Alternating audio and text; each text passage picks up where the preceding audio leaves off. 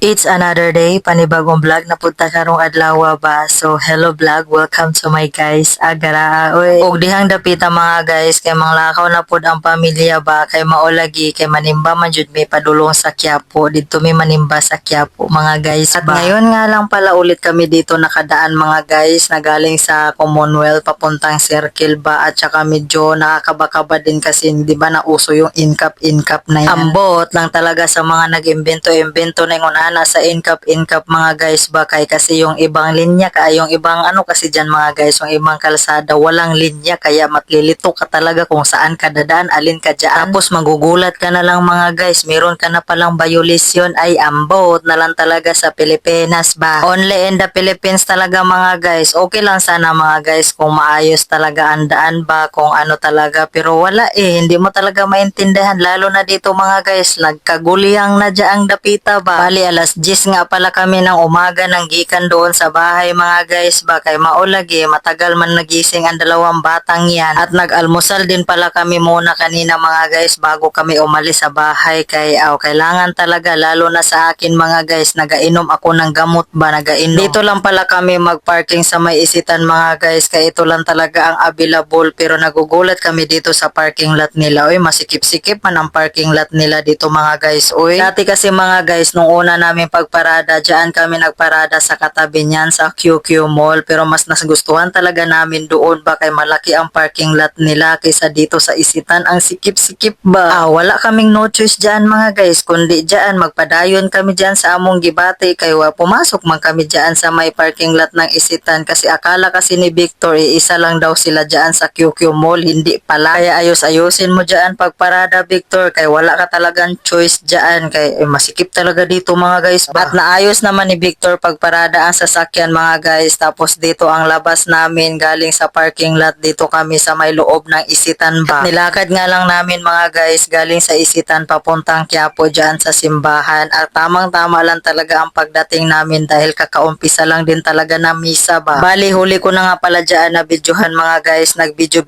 ako dyan na tapos na ang misa ba kaya hindi man pwedeng kakarating mo lang sa simbahan mag-video ka na agad kailangan magdasal ka muna uy konting respeto din mga guys ba hindi porket mag-ano-ano ka mag-vlog ka vlogger ka kailangan unahin mo talaga ang pag video mo dyan magdasal-dasal ka din minsan oy at sakto lang talaga mga guys ba kay for to this video day off ni Victor tapos saktong Biyernes ba o diba nakasimba kami at bihira lang din kasi kami makasimba dyan sa Quiapo oy kahit bihira lang kami makasimba mga guys kahit bihira lang kami makadalaw dyan sa bahay ng Panginoon ang importante ay hindi naman kami nakakalimot sa kanya ba basta ang importante mga guys manalangin lang tayo araw-araw ang importante is sa puso natin ganon yun mga guys umikot nga pala kami dito sa likod mga guys kasi pipila kami dito sa pahalik ng Nazareno ganon dyan kami ganyan kahaba ang pila dyan mga guys pero mabilis lang naman ang pila dyan mga guys dahil dire-diretso lang kasi yan dyan bawal kasi magpabagal-bagal ka ba kailangan mabilis ka rin talaga dyan ba si Kuya Jik hawak ni Victor tapos ako naman ito hawak ko si Jinjin kinarga ko nga dyan si Jinjin mga guys para maabot niya yung paan ni Nazareno ba hindi lang hawak ang gagawin natin dyan mga guys no kundi magdasal tayo sa ating mga kahilingan kung ano-ano pa yan basta ipagdasal mo talaga ba basta kung ano-ano mga guys bahala ka na oy kung anong gagawin mo dyan o diba sabi ko sa inyo mga guys mabilis lang kasi tuloy-tuloy lang kasi talaga bawal siya maglangay-langay ba bawal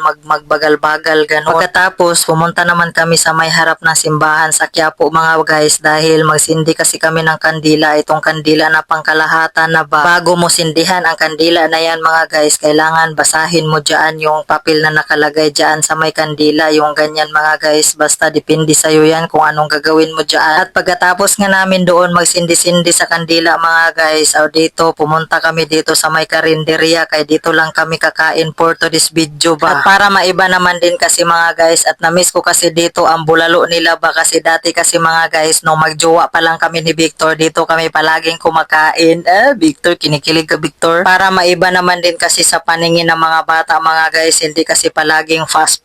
food na lang. Buti na lang din talaga mga guys ba kay kumain in town si Jinjin dyan ba. Pero si Kuya Jik namin mga guys, hindi talaga siya kakain ng kung hindi manok ba. Kaya binilhan ko na lang siya ng manok sa Andox mga guys, isang piraso lang. Kaya ayun, wala, no choice kami dyan. Kasi kahit anong gawin namin dyan, pakain sa kanya mga ganyan sabaw-sabaw, ayaw niya talaga. Kung ayaw niya. Kaya syempre kawawa na manok, kaya binilhan ko na lang talaga sa Andox ba. Tapos ito na nga mga guys, pauwi na kami, on the way na kami sa aming bahay. Kaya dyan, dito na kami sa Litix. Syempre lisod po og ano, dapat talaga mga guys, hindi pa kami uuwi. Itong si Jinjin kasi mga guys, tulog na, kaya nag-request siya kanina nga playground nga daw kami.